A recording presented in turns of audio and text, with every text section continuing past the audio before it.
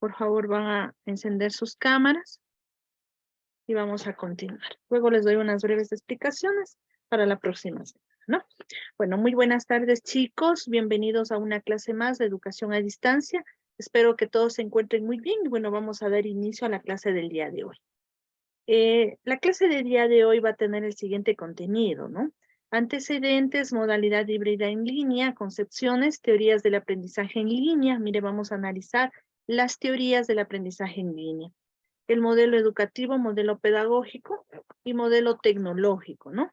El diseño instruccional, roles de los actores que hemos venido analizando y retos y desafíos.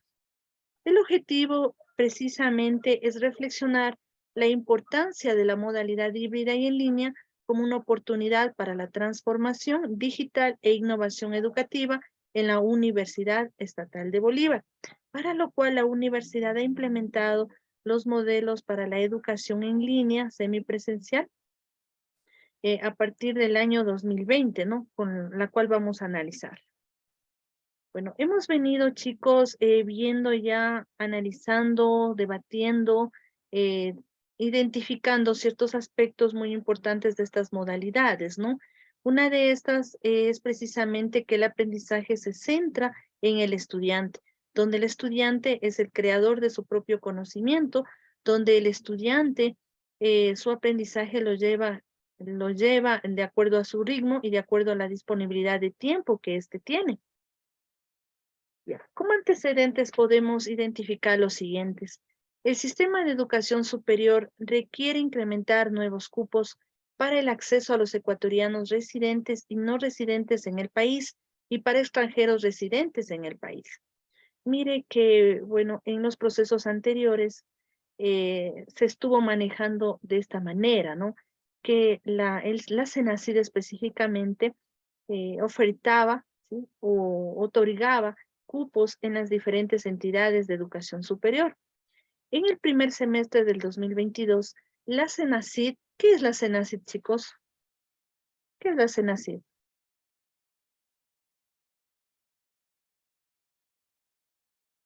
La Secretaría Nacional de Educación Superior, Ciencia y Tecnología, ¿verdad? Que entre unas de sus actividades está precisamente ofertar cupos a las diferentes, bueno, a los aspirantes a las diferentes entidades de educación superior. Pero recordemos que hoy en día este proceso ya pasó a cada una de las universidades, ¿no? Entonces las universidades están llevando ya esta asignación de cupos, pero obviamente de la mano con la CENACID. De estos, el 81% de los cupos otorgados son de manera presencial y el 24% son cupos en línea.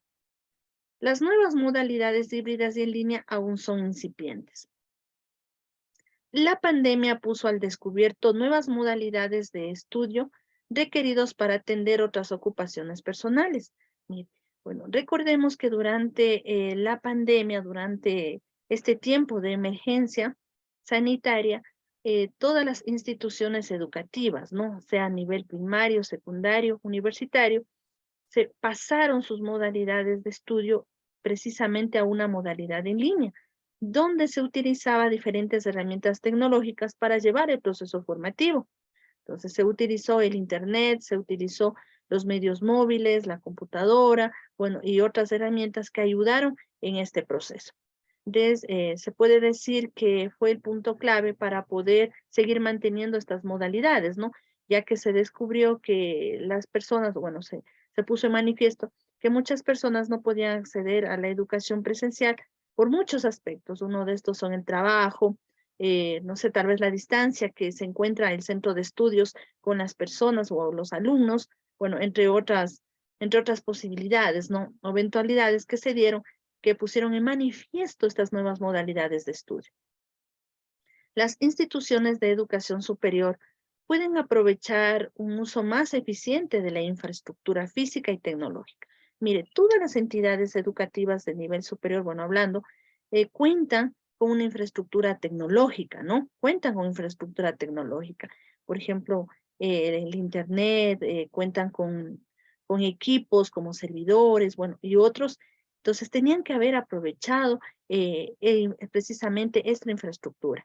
¿Y cómo la aprovechan? Ofertando estas modalidades de estudio, ¿no? Como también otorgar al estudiante una mayor libertad de configurarse un traje, bueno, lo interpretan de esta manera, un traje a la medida en un proceso de aprendizaje. ¿Qué quiere decir esto? Entonces, si se tiene obviamente la infraestructura física, tecnológica, las instituciones pudieran aprovechar o pudieron aprovechar o pueden aprovechar para otorgar al estudiante una mayor flexibilidad en cuanto a su proceso formativo. Entonces, mire, utilizan plataformas educativas virtuales, bueno, y otros elementos que le ayudan a llevar este proceso de enseñanza-aprendizaje, ¿no? Cuando el estudiante precisamente no lo puede hacer en forma presencial por los motivos antes mencionados. Y lleva, o el estudiante es el responsable de llevar su propio proceso de aprendizaje. Obviamente mediados por los docentes, ¿no? Que se convierten en tutores. La transformación digital 4.0 está obligada a las instituciones de educación superior a un proceso de digitalización basado en la computación y los dispositivos móviles, con la finalidad de maximizar y optimizar los procesos sustantivos de la universidad. Mire, cuando hablamos, por ejemplo, de una transformación digital 2.0, estamos hablando de algunas herramientas como el correo, como el chat, como las videoconferencias u otras, ¿no? Pero al hablar de una transformación digital 4.0, hablamos ya de otro tipo de tecnología. Por ejemplo, la inteligencia artificial, la robótica, la gamificación, la realidad aumentada, el Internet de las cosas, ¿sí? La computación en la nube. No solamente ya estamos hablando de correo, de chat o videoconferencia, ¿no? Sino ya va más allá. Por lo tanto, esto ha obligado a las entidades de nivel superior a aprovechar, ¿no? Aprovechar y a realizar sus procesos de digitalización basados precisamente en estos aspectos. ¿Qué era la gamificación? A ver, de esto ya lo habíamos hablado, ¿no? ¿Qué era la gamificación? ¿Quién recuerda qué era gamificación?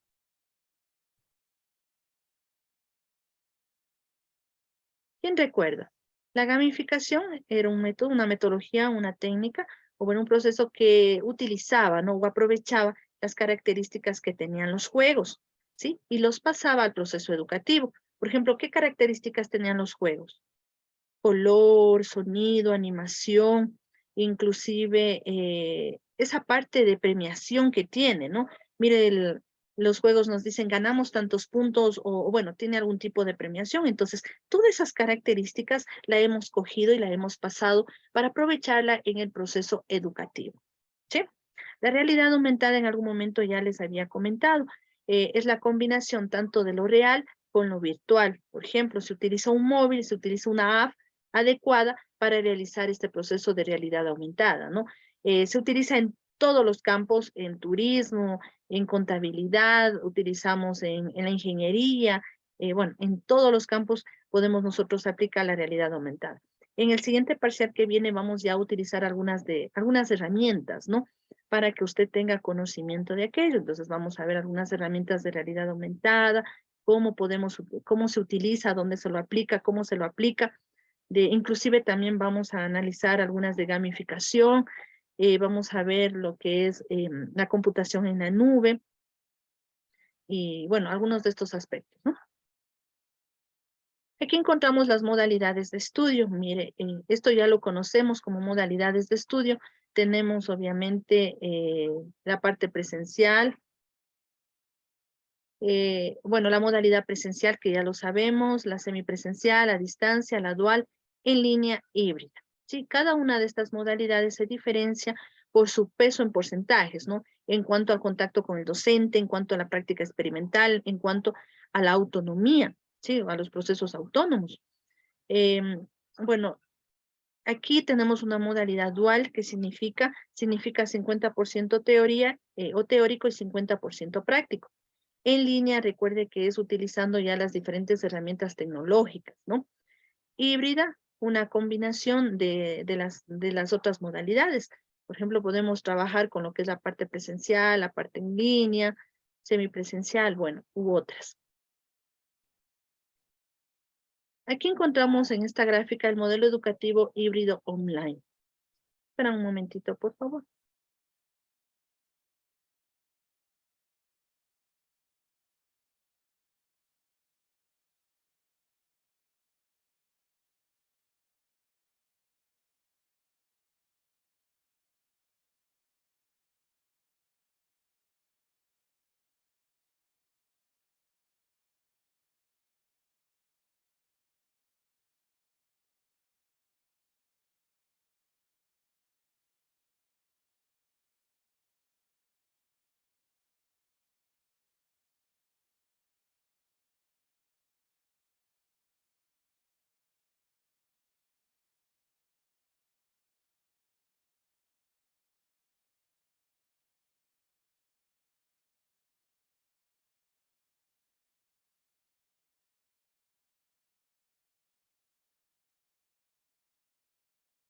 Bueno, continuemos, por favor. Entonces, aquí, como les estaba explicando, tenemos el modelo educativo híbrido online propuesto por la Universidad Estatal de Bolívar en el año 2020, ¿no? Como se observa, tenemos a 4 factores importantes que entran dentro de este modelo educativo híbrido online. Como primer factor o elemento tenemos a los estudiantes, ¿no? Donde se puede decir que este modelo educativo híbrido online se centra específicamente en el estudiante. Por otro lado, el docente, el autor o tutor, ¿sí? Que interviene dentro de este modelo educativo. También tenemos la misma institución educativa y los procesos de investigación y de vinculación. Bueno, cuando ustedes ya ingresen a los primeros años de la carrera como tal, entonces les va a tocar trabajar con lo que son estos procesos, ¿no? De investigación y de vinculación. En la parte central, como observamos, encontramos un sistema curricular, ¿sí? Y obviamente, como factor importante para llevar este proceso educativo o esta formación educativa, tenemos el entorno virtual de enseñanza-aprendizaje. Es lo que están ustedes utilizando, ¿no? Uno de estos puede ser el EBEA, el entorno virtual de enseñanza-aprendizaje, que va a ser el medio para la interacción tanto de los estudiantes como de los docentes para llevar este proceso. En la siguiente lámina, podemos observar el modelo educativo semipresencial y virtual propuesto por la Universidad Estatal de Bolívar en el año 2020. Primero, el modelo educativo obviamente es centrado en el estudiante, ¿no? Usted ya lo sabe que es centrado en el estudiante, donde el estudiante es responsable de su propio aprendizaje y lo va realizando de acuerdo a su ritmo, ¿no? Establecido, tal vez por su disponibilidad de tiempo u otros factores. Lleva a lo que es un modelo humano-cultural de la UEB. Precisamente la universidad trabaja con un modelo humano-cultural, vincula la parte social con la parte cultural, ¿sí? Ser más humanos, trabajar con ética, con valores, etc.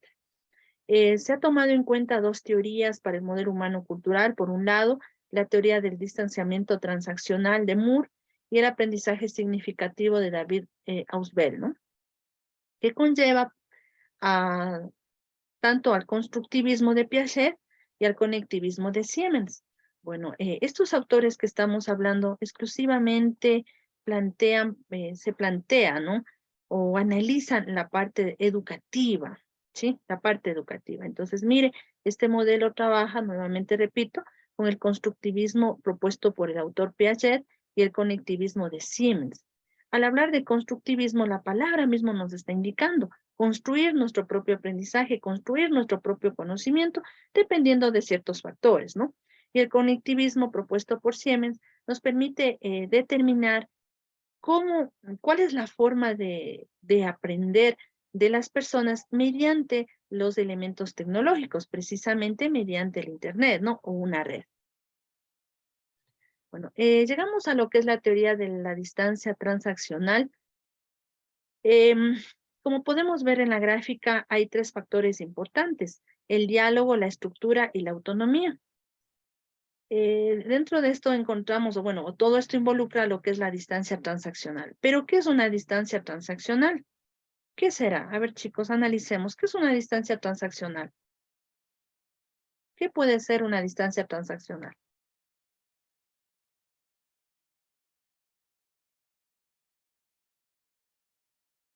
Que necesita de algún tipo de, ¿cómo de acción entre una y otra persona.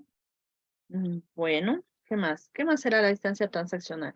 Será tal vez la distancia que existe entre el estudiante y el docente, pero a nivel cognitivo. ¿Será? ¿Qué opinan? Y física también. No, es cognitivo. ¿Qué es la parte cognitiva? A ver, ¿qué es esta palabrita de cognitivo? Mire, se habla mucho dentro de lo que es la educación, ¿no? ¿Qué es cognitivo? Nuestra, nuestro cerebro, nuestra capacidad de pensar y ¿Ya? desarrollar y elaborar problemas y resolverlos. Sí, entender, ¿verdad? Entender. Entonces, la distancia transaccional, como les decía, puede ser la distancia que existe entre el estudiante y el docente a nivel cognitivo, la forma de entender. ¿Cuándo crece esta distancia? Precisamente cuando no hay un diálogo. ¿Sí? Cuando no hay diálogo, crece esta distancia transaccional entre el docente y el estudiante. Aquí nos habla, bueno, mire, aquí tenemos ciertos factores, ¿no? Que nos indican. Mayor diálogo, menor distancia transaccional. ¿Qué opinan ustedes? Cuando existe mayor diálogo, ¿habrá menor distancia transaccional? ¿Se entenderá mejor? ¿Habrá un mayor entendimiento? Sí, porque podemos expresarnos y decir lo que no entendemos o lo que no nos llega bien. Ya, muy bien. Por el otro lado, en el lado izquierdo, ven ustedes mayor estructura igual a menor diálogo. Hay más distancia transaccional y se requiere más autonomía. ¿Sí? Y en la parte inferior analicemos, dice, la autonomía es mayor cuando hay menor diálogo y hay más estructura, pero hay más distancia transaccional. ¿Sí? Entonces, lo fundamental sería que exista mayor diálogo, ¿no? Para estrechar, ¿sí? Esta distancia transaccional. Mire que esta distancia es a nivel cognitivo. ¿Sí? Ya, sigamos. Tenemos aquí la teoría del conectivismo. Es propuesta por el autor George Siemens, ¿no? Él es el que propone esta teoría. El conectivismo es una teoría de aprendizaje para la era digital que sirve para explicar el efecto que la tecnología ha tenido sobre la manera de cómo vivimos, de cómo nos comunicamos y de cómo aprendemos. Entonces, esta teoría nos va a ayudar a entender, ¿sí? Cómo aprendemos en la era digital, cómo aprendemos con los elementos digitales, cómo aprendemos a través de la utilización de redes, ¿no? En este caso, uno de estos factores importantes es el Internet. También nos habla George Siemens de la didáctica utilizando la parte tecnológica, ¿no? El aprendizaje es un proceso que ocurre dentro de una amplia gama de ambientes. Entonces, no podemos decir que solo vamos a aprender dentro de un aula de clases. Nosotros aprendemos de todo, ¿no? Nosotros aprendemos de nuestras experiencias, nosotros aprendemos del lugar donde vivimos, de nuestro alrededor, de diferentes ambientes. Es por esto que el conocimiento puede residir fuera del ser humano, ¿sí? ¿Qué observamos aquí en esta imagen que tenemos? Por favor, ¿cómo lo interpretamos esa imagen? Que donde sea podemos encontrar información. Ya, pero ¿qué más vemos? Mire, ¿qué es lo que observamos? Un tipo de aprendizaje. Ya, tal vez están aprendiendo, pero ¿qué están utilizando? La tecnología. La tecnología, ¿verdad? Entonces, mire, vuelvo a repetir, esta teoría del cognitivismo precisamente nos ayuda a entender cómo el ser humano aprende en la era digital, ¿sí? Bueno, o específicamente con el Internet, ¿sí? Pues como usted puede ver, mire, todo está interconectado, ¿no? Tenemos dispositivos móviles, tenemos computadoras, bueno, estamos aprendiendo ayudados por diferentes elementos tecnológicos. Uno de estos precisamente es en el Internet. Recuerde que todo está centralizado en el Internet. Tenemos gran cantidad de información, ¿no? De todo tipo. Usted de todo tipo puede encontrar información. No sé si han escuchado de la Deep Web, del Internet profundo. ¿Han escuchado de la Deep Web? Internet profundo, ¿no? Bueno, aquí en esta pequeña gráfica, ¿sí? Que tenemos aquí, podemos observar lo siguiente. Mire, todo parte del individuo, ¿no? Todo parte del ser humano. Se busca una red, ¿sí? Alimenta la información de la organización, retroalimenta la información a la red, de la red y provee un nuevo aprendizaje. ¿Sí? Entonces, todo es un círculo secuencial. Aquí encontramos, en cambio, la teoría del constructivismo. Bueno, tenemos aquí a tres autores, ¿no? Cuando hablamos específicamente de educación, siempre vamos a encontrar a estos autores. Nos habla de Piaget, de Vygotsky, de Ausubel, bueno, y de otros autores, de Moore inclusive, que específicamente nos comentan, ¿sí? O fundamentan la educación en ciertos aspectos. Por un lado, Piaget nos habla del constructivismo de la siguiente manera. Nos dice, el conocimiento se construye partiendo de la interacción con el medio. A ver, ¿cómo lo interpretamos esto que nos dice este autor Piaget? El conocimiento se construye partiendo de la interacción con el medio. ¿Cómo lo Nosotros interpretamos? aprendemos cuando escuchamos nueva información. Por ejemplo, usted nos está hablando de las teorías y nosotros absorbemos esa información. Ya. La interacción con el medio. ¿Cuál será el medio? Todo lo que nos rodea. ¿Ya? ¿Ustedes creen que partiendo de esta interacción con el medio, nosotros creamos o construimos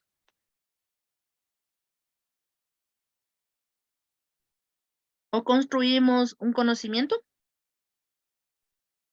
Sí, ¿verdad? Sí. A ver, vamos a analizar qué nos dice Vygotsky. Se basa en el aprendizaje sociocultural de cada individuo y por lo tanto en el medio en el cual se desarrolla. A ver, analicemos lo que nos quiere decir este autor. Mire que todo lo que están diciéndonos nos conlleva al constructivismo, ¿no? A ver, ¿cómo construimos conocimiento? Se basa en el aprendizaje sociocultural de cada individuo. ¿Qué es sociocultural? Tal vez basado en tradiciones, en culturas, no sé, se me ocurre. Por lo tanto, ¿es el medio en el cual se desarrolla? ¿Aprendemos, construimos nuestro conocimiento? Sí. Sí. El siguiente autor nos habla, bueno, es Ausubel, ¿no? Los nuevos conocimientos se incorporan de forma sustantiva en la estructura cognitiva del individuo. ¿Qué es una estructura cognitiva? Podemos decir que los conocimientos que tenemos, ¿podemos combinarlos con los nuevos conocimientos? ¿Pero Sí. cómo? ¿Cómo lo hacemos eso? A ver, analicemos, por favor, lo que nos quiere decir este autor. Mire que todo nos lleva al constructivismo.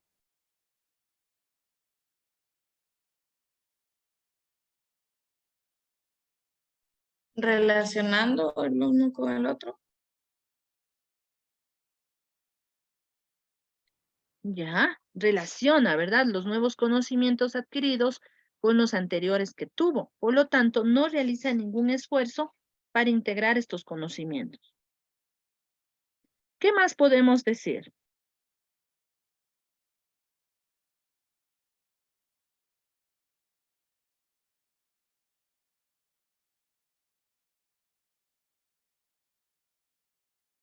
¿Se forman ideas?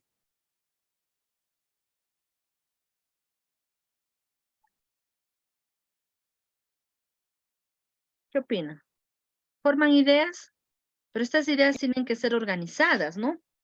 Entonces, mire lo que, bueno, como podemos interpretar. Los conocimientos que tenemos nosotros, podemos combinarlos fácilmente con los nuevos conocimientos y así ir construyendo, ir aprendiendo. Bueno, aquí tenemos algunas ideas precisamente del constructivismo, ¿sí?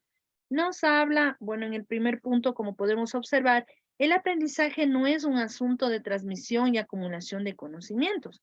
Recordemos que cuando hablábamos precisamente de conocimiento, habíamos dicho que no es porque yo adquiera la información y eso es conocimiento, no. A la información tenemos que analizarla, transformarla, interpretarla, reflexionarla para que se convierta en conocimiento. Por lo tanto, el aprendizaje no es un asunto de transmisión y acumulación de conocimientos, no es que ya tomamos los conocimientos, los acumulamos y eso es un aprendizaje, no. El alumno forma parte activa del proceso, por lo tanto, construye su aprendizaje. Entonces, el estudiante es la parte central, la parte principal, o el elemento principal, obviamente, que construye su propio aprendizaje, ¿no? En base a muchos factores. Un estudiante que aprende algo nuevo lo incorpora a sus experiencias previas y a sus propias estructuras mentales. Entonces, mire, este punto se relaciona con lo que nos decía Ausubel. ¿Sí? Entonces, un estudiante aprende algo nuevo, lo incorpora con lo que ya tuvo, ¿sí? Y a sus estructuras mentales, no cognitivas. ¿Estamos claros? Entonces, este punto lo podemos interpretar de lo que nos dice este autor. El constructivismo percibe el aprendizaje como una actividad personal y marcada en contextos funcionales, significativos y auténticos. ¿Por qué una actividad personal? ¿Quién construye el conocimiento? ¿Quién construye su propio aprendizaje? Cada Uno. Cada uno de nosotros. uno, ¿verdad? Cada uno. Por eso es un aprendizaje, una actividad personal. ¿Enmarcada en qué? En contextos funcionales, significativos y obviamente auténticos, ¿no? Eso es el constructivismo. Sí, y precisamente esto se aplica en las modalidades de estudio online, en las modalidades de estudio a distancia. ¿Sí? ¿Y por qué no en la modalidad presencial? Construir nuestro propio conocimiento. De esta manera, nosotros estamos reflexionando, analizando, interpretando, ¿sí? ¿Qué pasaría si no aplicamos el constructivismo? Seríamos unos estudiantes pasivos, ¿sí? Que meros receptores de la información y nada más, ¿no? Inclusive nos lleva a un memorismo. Entonces, obviamente, debemos ser Repetitivo. constructivistas. Dígame, Jenny. Que seríamos, no sé, estudiantes aburridos y que repetimos lo mismo y lo mismo. ¿Ya? Bueno, eso era generalmente antes, ¿no? Cuando se podría decir de una educación tradicional, pero mire cómo se va incorporando lo que es el constructivismo, tratar de crear nuestro propio aprendizaje. A ver, cuando ustedes hacen una investigación, ustedes no se memorizan. ¿Qué hacen? Investigan, bueno, vale la redundancia, de diferentes fuentes bibliográficas, ¿no? Entonces van analizando, a ver, ¿qué me dice este autor?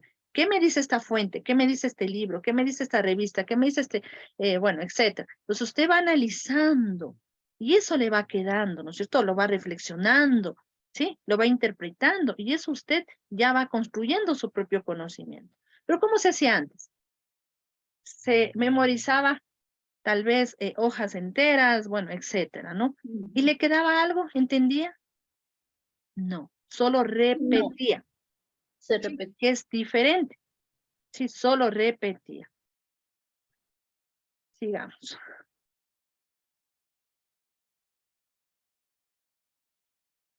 Tenemos aquí el construccionismo de este autor, ¿no? Que nos dice Seymour.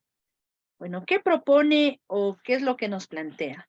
La mejor manera de lograr la construcción del conocimiento es construyendo algún objeto para pensar.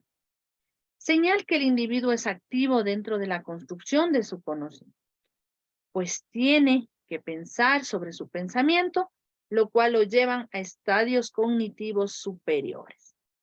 ¿Cómo interpretamos lo que nos dice este autor? A ver, chicos, ¿qué nos dice? A ver, Cassandra Farinango. Cassandra, Sobrepensar lo que vamos a hacer y poner las ideas e ir construyendo una por una. Bueno, es lo que entendí. ya, bueno, eso es lo que usted reflexiona muy bien. A ver. Isaac Cedeño. Y luego Andy, ¿no? Isaac, Para poder aprender más sobre algún tema en específico, hay que primero construir nuestro propio conocimiento para poder así entenderlo mejor y comprenderlo. ya. Iván, Que para poder aprender de una mejor manera, nosotros podemos primero hacer objetos para así aprender mejor. ya, muy bien, ¿no? Entonces, debemos pensar para construir nuestro propio conocimiento, ¿sí? No sé si tal vez tienen alguna inquietud. Bueno, vamos a pasar al modelo pedagógico. El modelo pedagógico tiene un enfoque de 5 ejes fundamentales. ¿Cuáles son estos ejes? Tenemos el profesor, que es el autor o también tutor, ¿no? Que conlleva una tutoría, ¿sí? Los recursos de aprendizaje, las metodologías de aprendizaje y obviamente una evaluación sistemática y continua. Como vemos en la parte central, todo gira en torno al estudiante, ¿no? En torno al alumno. El modelo tecnológico específicamente tenemos el entorno virtual de enseñanza-aprendizaje, que va a ser el medio por el cual se va a llevar el proceso formativo. De acuerdo al sistema curricular, se debe plantear el aprendizaje en contacto con el docente, el aprendizaje práctico experimental, el aprendizaje autónomo. Y obviamente el soporte y tutoría, ¿no? Que va a ser el profesor. Tomando en cuenta, mire, 3 aspectos: la docencia, la investigación y la vinculación con la sociedad. Bueno, aquí tenemos una gráfica de la infraestructura y topología de la red, tanto de la parte académica como administrativa de la Universidad Estatal de Bolívar. Por un lado encontramos la red seria que trabaja, ¿no? Que se utiliza aquí en la universidad. Por ejemplo, nos proporciona el acceso a esta plataforma Zoom para videoconferencias, entre otras actividades que se las puede realizar o otras funciones o tareas. Tenemos también los equipos tecnológicos como los servidores, ¿sí? Servidores de web, de correo, servidores para la plataforma virtual, entre otros aspectos. Encontramos a la red de área local que vincula a las diferentes entidades, ¿no? Unidades o facultades, como quieran decirlo, de la universidad: ciencias administrativas, educación, salud, jurisprudencia, biblioteca, inclusive el bar universitario, bueno, y otros estamentos. Vale nombrar también ciertas aplicaciones para la comunicación sincrónica. Recordemos que la comunicación sincrónica precisamente se lleva a cabo con clases en tiempo real, ¿no? Como lo estamos haciendo en este momento, para lo cual existen diferentes herramientas que me permiten realizar esto. Entre ellas encontramos a Zoom, que precisamente es la que estamos utilizando y que nos proporciona la universidad, ¿no? Pero no es solo esa, también existen varias herramientas o plataformas que permiten videoconferencia, como por ejemplo Google Meet. Para trabajar con Google Meet, usted tiene que primero ingresar a Gmail, ¿no? Tener una cuenta en Gmail.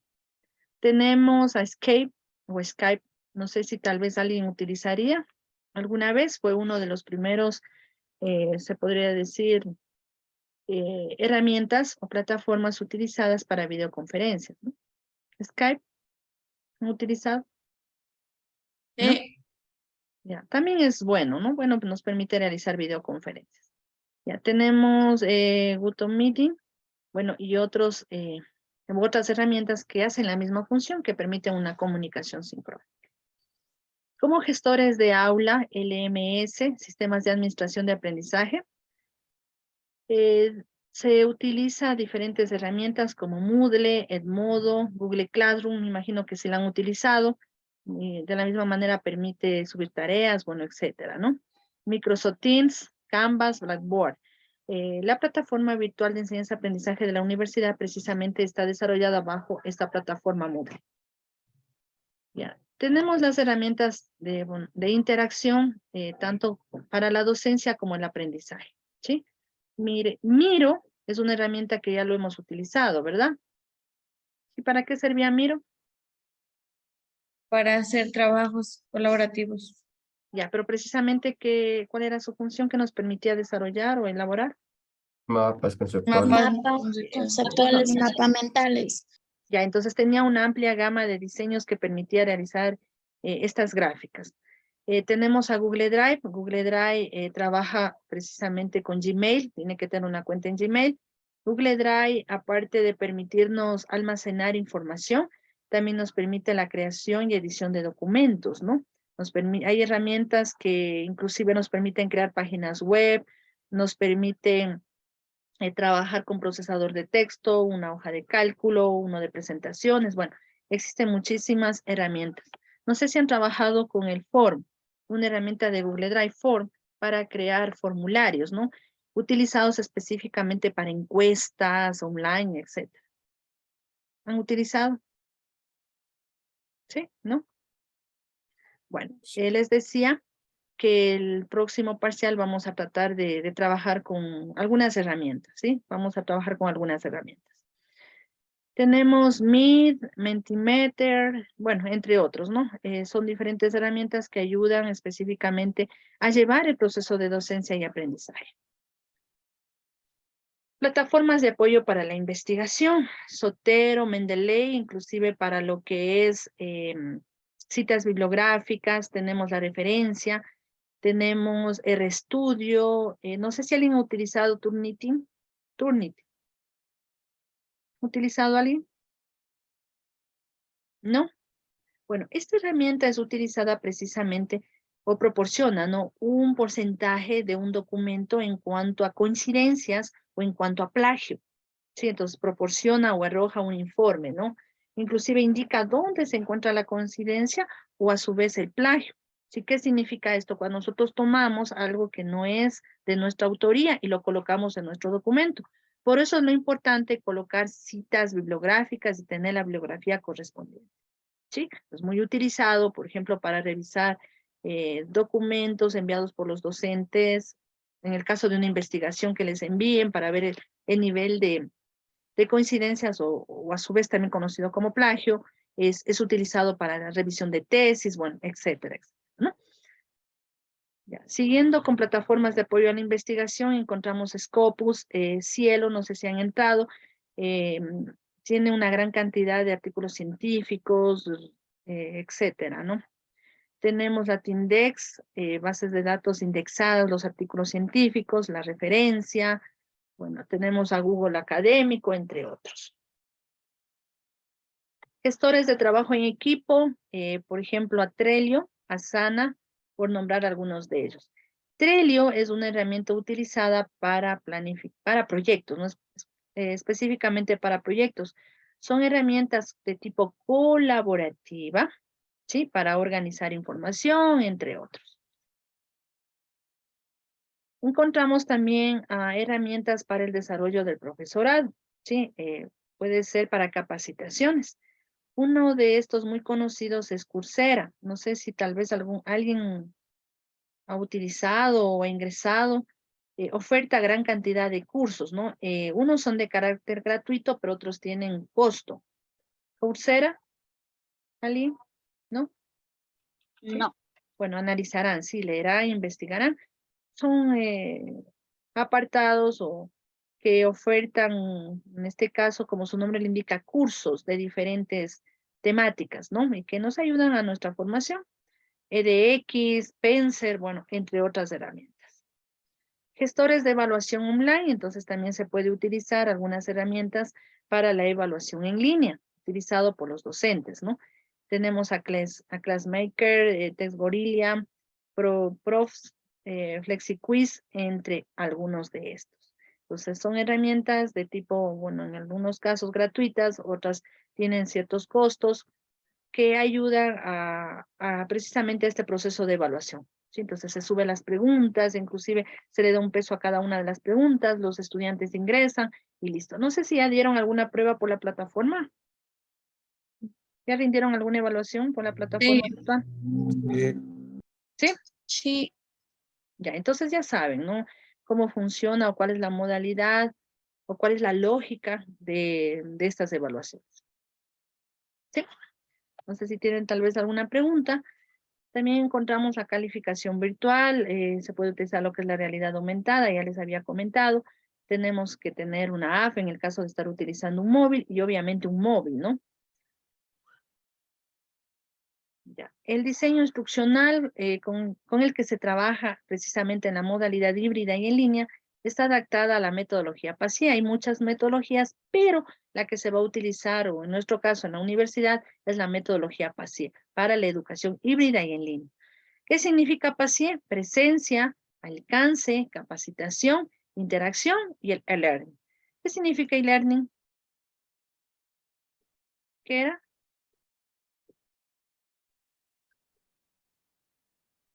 A ver, estoy a mí. ¿Educación por internet? A ver, ¿cómo? Aprendizaje electrónico. Eso, aprendizaje electrónico, no se olvidarán, ¿no? Es aprendizaje electrónico, ¿sí? No sé si tal vez tienen alguna duda, algo. A ver, Andy. A ver, Andy Hurtado. Andy. sí, dígame. A ver, Andy. Una conclusión de todo lo que hemos visto hasta este momento. Con sus propias palabras, ¿no? Lo que he entendido. Que, que existen muchas formas de aprendizaje y que también hay aplicaciones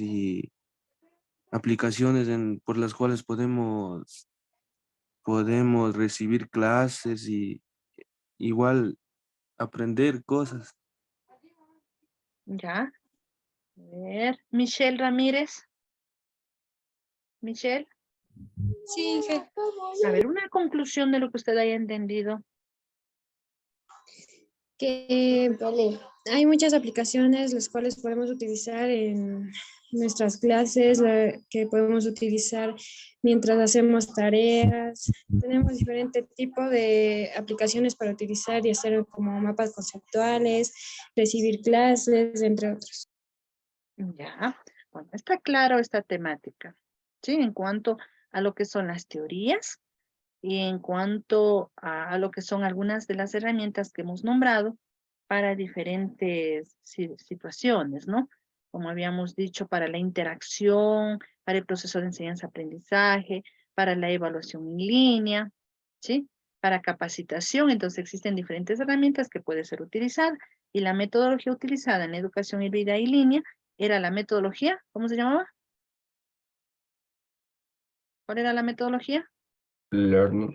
No, la metodología PACIE, ¿sí? La metodología PACIE, ¿no? No se olviden.